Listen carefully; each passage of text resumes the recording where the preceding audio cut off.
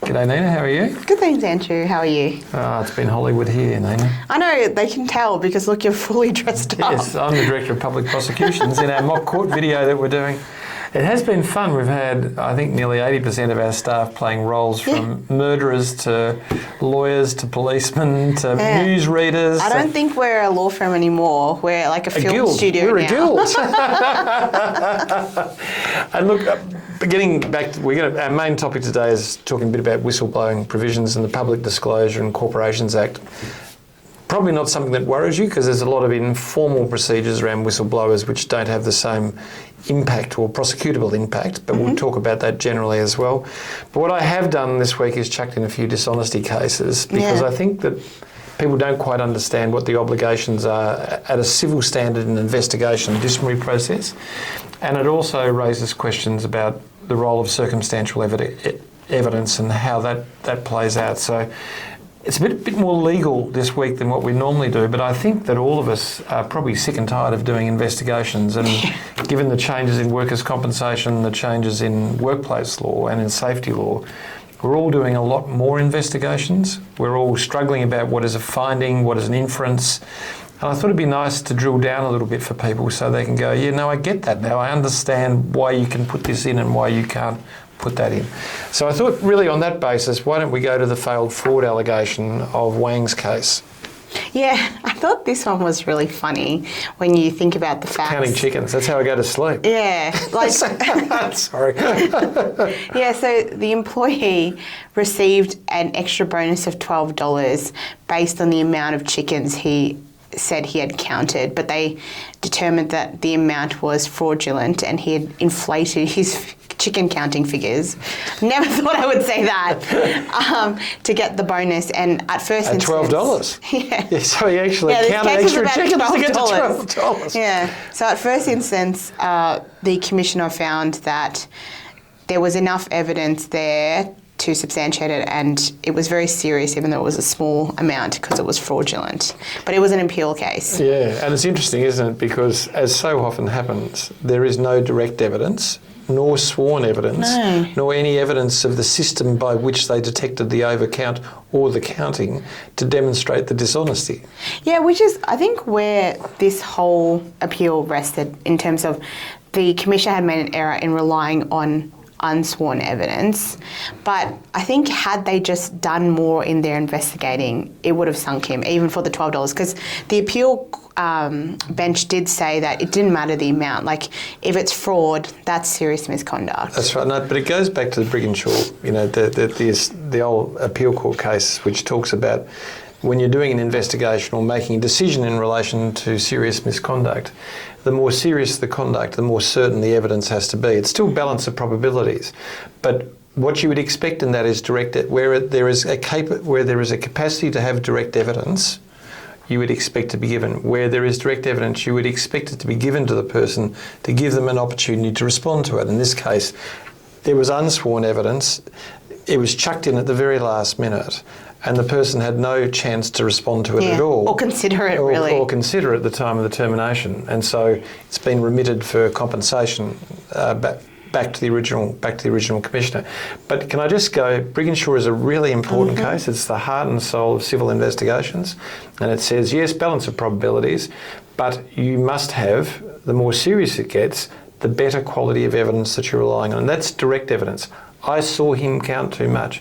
We have a system that measures every 60 seconds the number of chickens, and in that 60 seconds time there was 12 chickens and he had counted 16. You actually have to have the evidence, the equation present, and that wasn't present here. Yep. And if we can just deal with that just briefly on circumstantial evidence, which is, look, he was there was more chickens, there was less chickens than what he counted, yada, yada, yada. That's what's called circumstantial evidence. That's evidence that doesn't directly relate to the facts in issue and is not actual evidence of what occurred. And the test for that is there any other possible reasonable explanation? There is. Somebody could have chucked a couple of extra chickens in. He might have... Miscounted. Yeah, might have miscounted by mistake. It could have been an error. So on that basis, here, the evidence wasn't purely circumstantial, but if it was circumstantial, it certainly would not be enough to make a finding. So, look, interesting case. And when it comes to chickens, that's what we've got to look at, okay?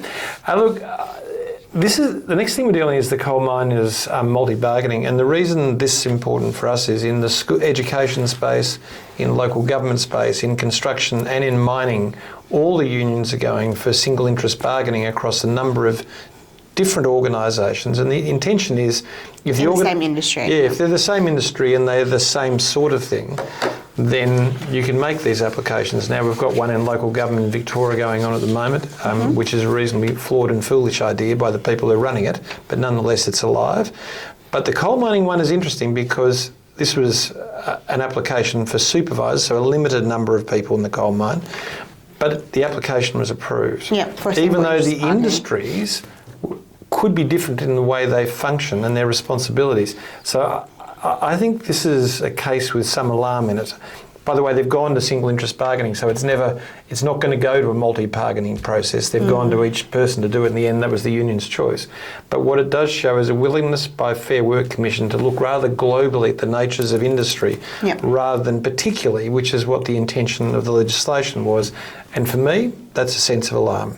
Yeah. Because you could be a business of 150 people or a business of 2,000 people falling in the same industry, and the logistics and style and manner of that business are entirely different, even though the subject matter is the same. Yeah, but practically it doesn't work. Like, they tried to do this with the old Schatz Award as well, where they just tried to shove everyone in. And I've seen it play out in certain EBAs where you'll have an EBA cover a massive organisation and then like a tiny one, and the tiny one isn't able to operate because it just can't afford to comply with the EBA. So it's crazy. Yeah, and I guess that's my sense of alarm is here we have 3 coal miners of different sizes, shapes and operations, and yet you can see in the Fair Work Commission approval process there's not an interest in delving down into the more granular parts of it.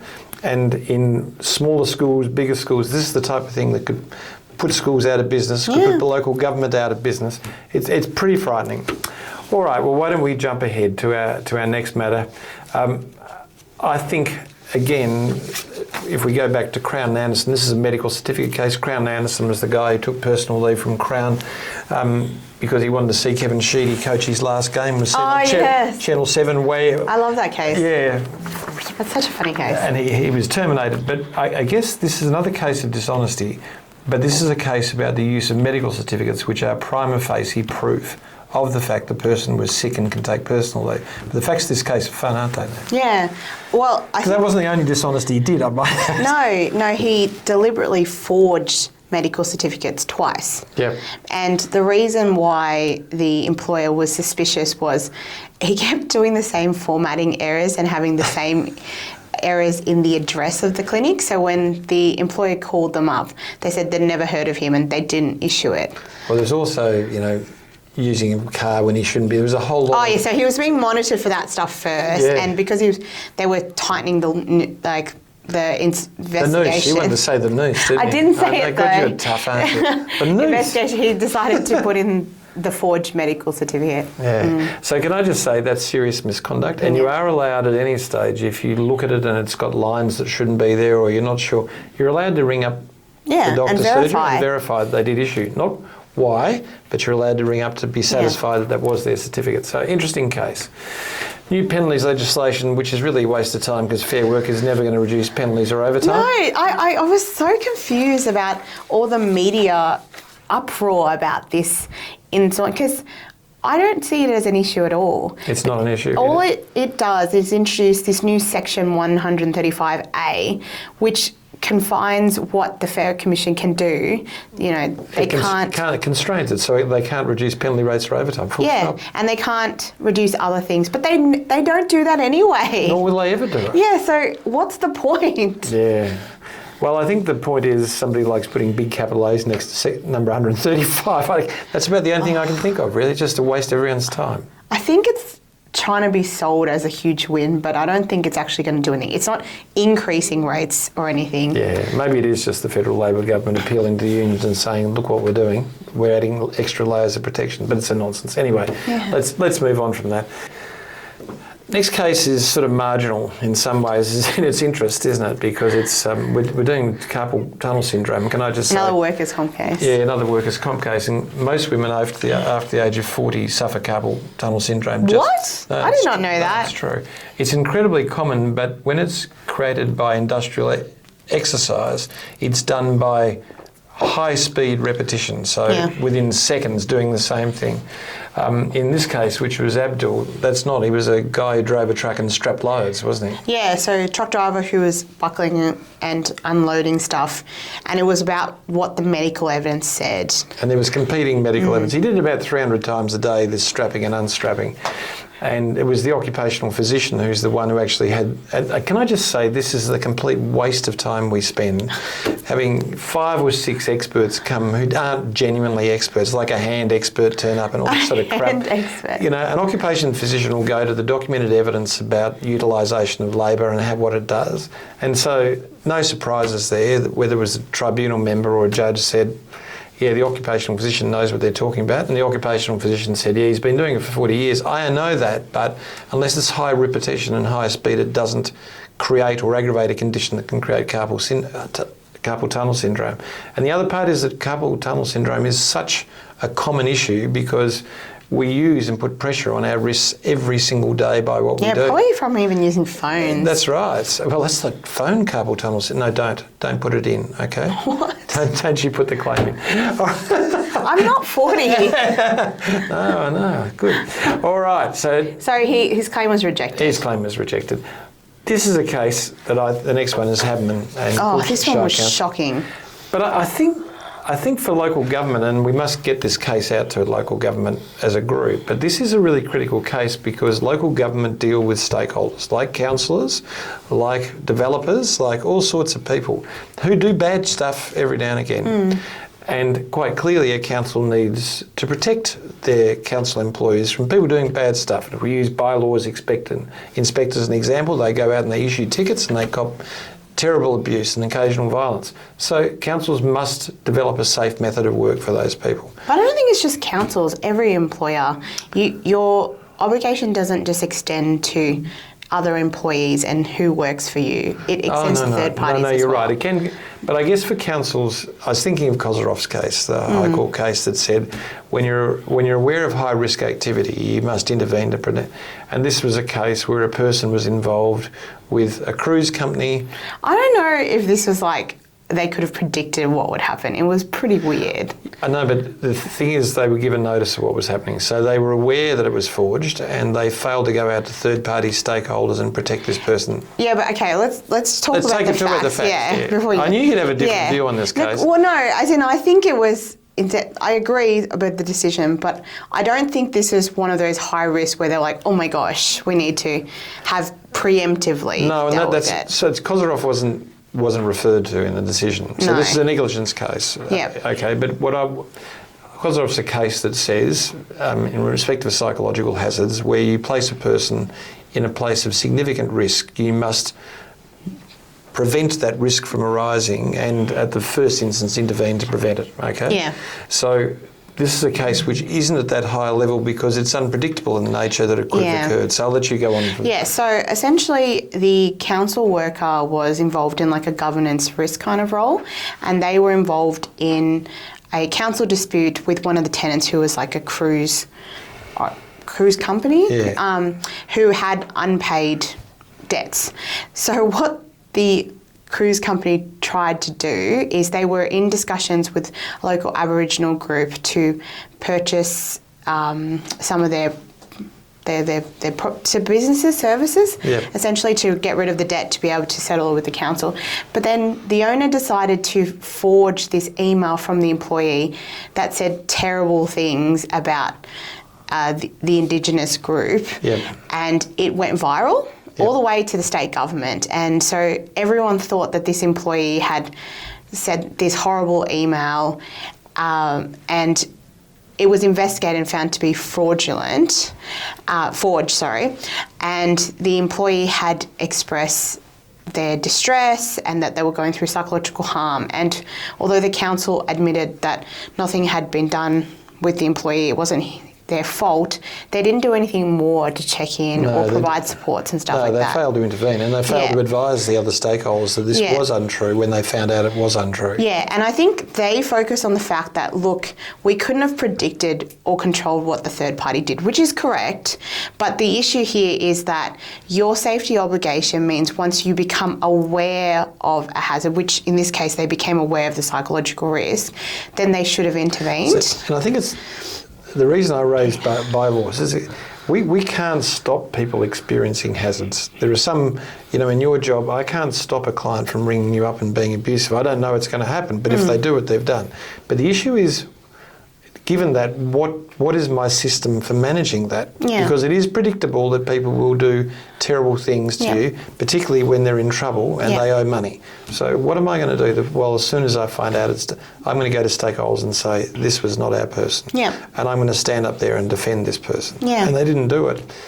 If I was this person, I would have been shattered too. Yeah, so it obviously exacerbated the harm. Yeah. So that's triggering the Kozyrev argument, though. Once you're aware of this high risk is occurring, you must intervene, and they didn't. Anyway, I think that's relevant to the next yeah, it is too. So let's talk about. Can I just say this is the step too far.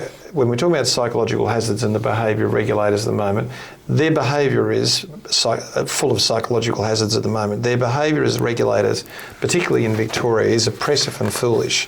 Yeah, and but this wasn't Victoria. No, I know it wasn't. Which is shocking. I know, but it's right over the top. They're sending psychological inspectors out with a senior heavy hand inspector who bullies people. It's really poor behaviour that's occurring. And they're making requests for documents which are irrelevant and oppressive. So it doesn't surprise me that they've gone way over the mark in this case, where they're interfering in actually a restructuring process and stopping it. Now, where do they think they get off? Where do they think they enter the workplace and start interfering in other workplace law?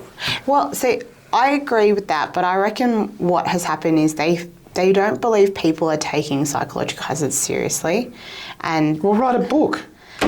Do you know what I mean? Why go and act in a way which much is books and stuff. So I think this is it's a shot in the dark to warn people. Oh, it is. And this wasn't something we better that talk was, about the facts, yeah, this because I'm wasn't upset something by this case. Completely random. So the University of Technology Sydney is undertaking a restructure in order to save money and everything like that. And essentially the staff reported it to Safe Work, who did an investigation and found that the process for the restructure wasn't compliant. There wasn't a consultation. They were rushing it through, and it exposed people to significant psychosocial hazards.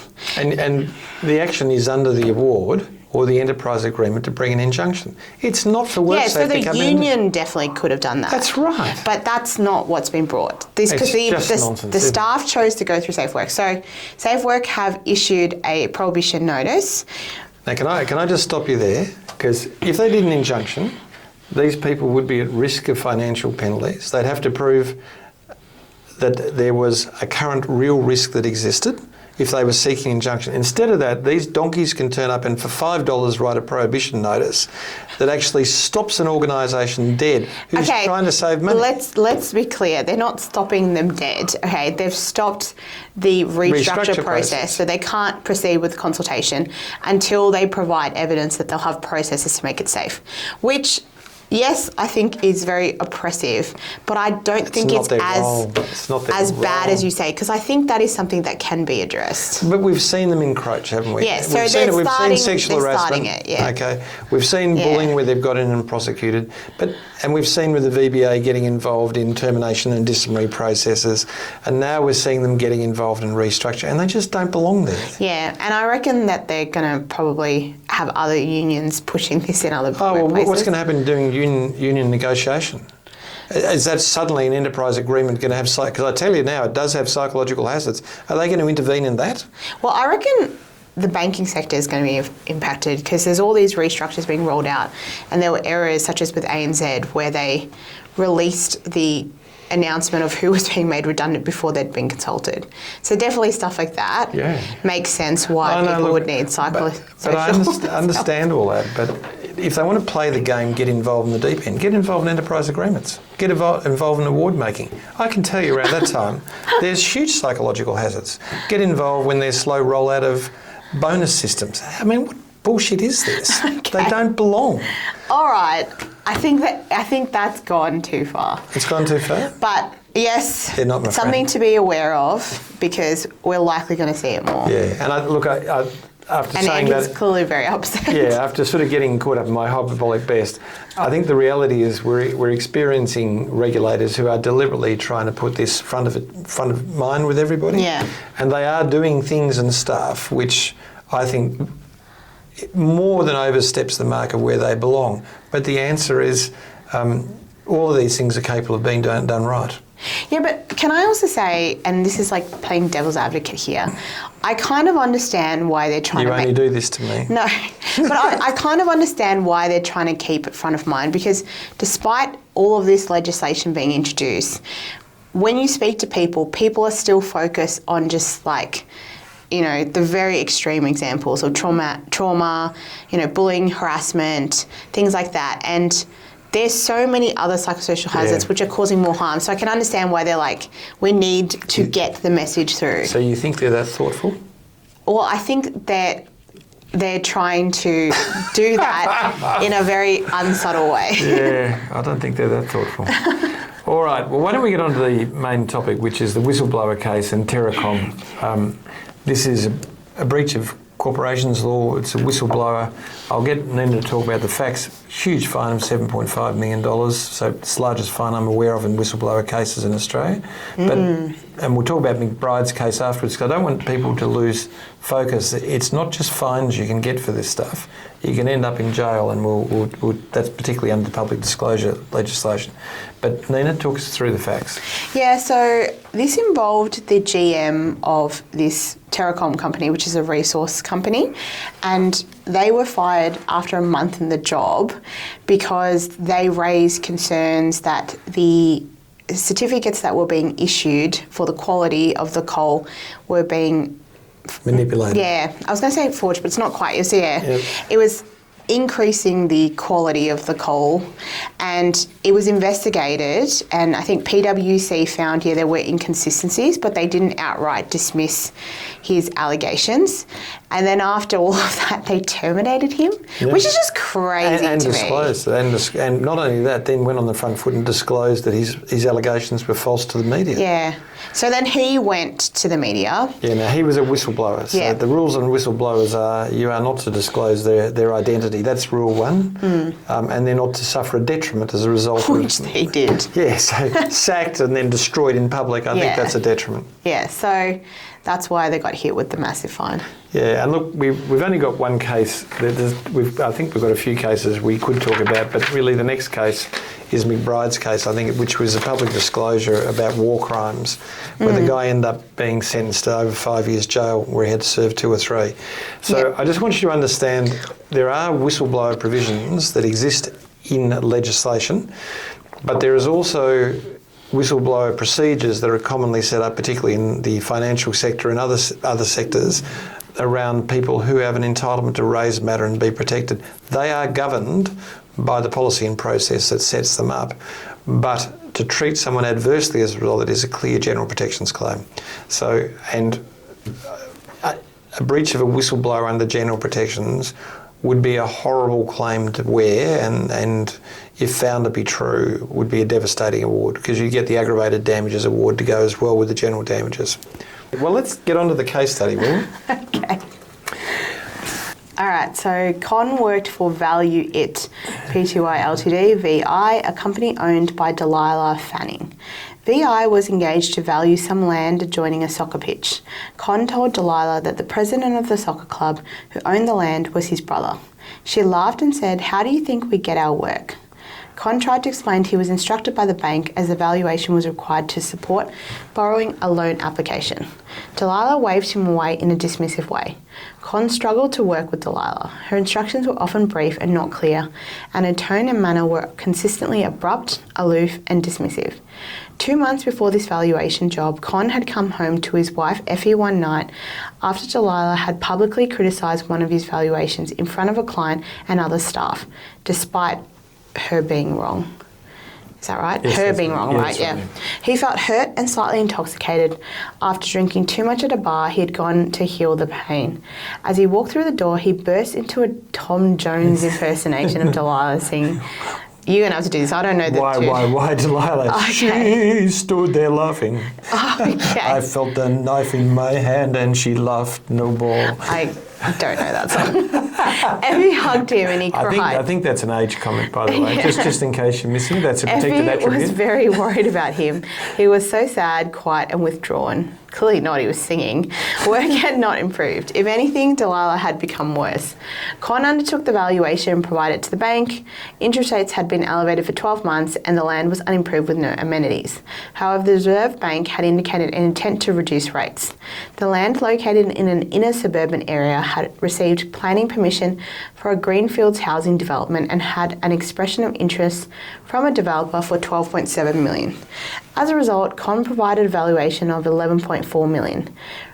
Relying on the valuation and the EOI, the bank lent $8 million. Con's brother, as president of the club, deposited the $8 million into a Greek bank with offices in Melbourne, which transferred the funds to Greece. The money was then moved around Greece and both Con's brother and the money trail went cold. What is this story? Can I just say, I've been involved in that case. Oh my gosh. Several cases like that back in the day when I worked building construction. Jeez. Around the same time, Effie and Con boarded a Qantas flight to Dubai to celebrate their 10th wedding anniversary. I thought it was going to be to celebrate that they were in on it. They had purchased business class flights and accommodation with cash they had saved. 6 months later, a forensic valuation conducted with the knowledge that the company behind the EOI was a front for Con's brother's fraud, estimated the land value at $7.5 million. Both the bank and VI suspected Con of fraud. Delilah began to connect the dots. She knew Con was struggling to pay his mortgage, yet he managed to pay $16,000 for business class tickets and $20,000 for accommodation in cash. It just didn't add up. She demanded that Con attend a show cause meeting. She explained what was known and asked him to respond. Con explained what he knew and maintained his innocence. Despite this, Delilah terminated his employment and advised the bank that she had terminated him for fraud. She also made it known to her entire client base. No police charges were laid. Con was hospitalised for 3 months, suffering from acute suicidal ideation and suffering psychotic depression. Whoa, this was like so creative. That was creative, wasn't it? Props to you, Andrew. Okay, what is the threshold for alleging fraud in a civil matter? Extremely high. Yeah, so it's still balance of probabilities, but this is right on the end. Yeah, I always advise clients to not say fraud because it's really almost impossible to satisfy it unless you have that evidence, because isn't it a criminal allegation? It's a criminal allegation. Yeah. So like a sexual assault, a fraud, they're criminal in nature, so you don't go to beyond reasonable doubt, but you've got to have compelling evidence of the mechanics of the wrong that was done, and it has to meet then the balance of probability. So it can't be circumstantial. And it has to be deliberate too. It can't be a mistake, because that's not fraud. It's not fraud because that's an intention to deceive. Exactly. So dishonesty charges are called animus furandae. They're intention to permanently deprive. Yeah. It's a bit of Latin for you. How about that? You didn't expect to see that, did you? What is the law of circumstantial evidence in an investigation and dismissal? Okay, so that is that circumstantial evidence is evidence which doesn't directly go to the causative elements of it, and there has to be no other reasonable explanation. So if you've got circumstantial evidence, so Nina was in the room, I saw Nina leave the house, a body was found shot, I saw Nina carrying a gun, that's all circumstantial evidence because no one saw Nina shoot them. So is there any relevant explanation? And Nina said, yes, I went in the house, I saw a person had been shot, so I took the gun away so no one else would get shot. Yeah, stupid, but Yes, like, dumb, doesn't mean I but did it. nonetheless, Yeah. a reasonable explanation. So just beware of circumstantial evidence because people elevate it to direct evidence. Yeah. And direct evidence is seeing Nina shoot the person, and without that, it's circumstantial. Yeah. Would Con have a successful unfair dismissal claim? Yeah, so I think yes, because there's no direct evidence. All that Delilah has is a lot of circumstantial evidence, and he's denying that it occurred. And she's not able to produce any mechanical, show his mechanical connection to what occurred, or in fact any real direct line of benefit. Any real evidence. He'd kill it.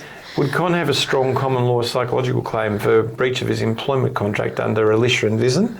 So, yes. So the answer is and we're just starting to see Alicia and Vision come through in plaintiff land. Oh, yeah. Okay, yeah, so this is where you can claim based on discipline or termination of employment psychological damages.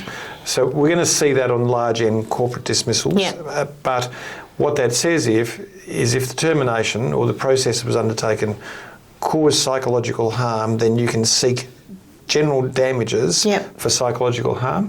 Here, it is a classic case of when you could bring such a claim at common law and would succeed.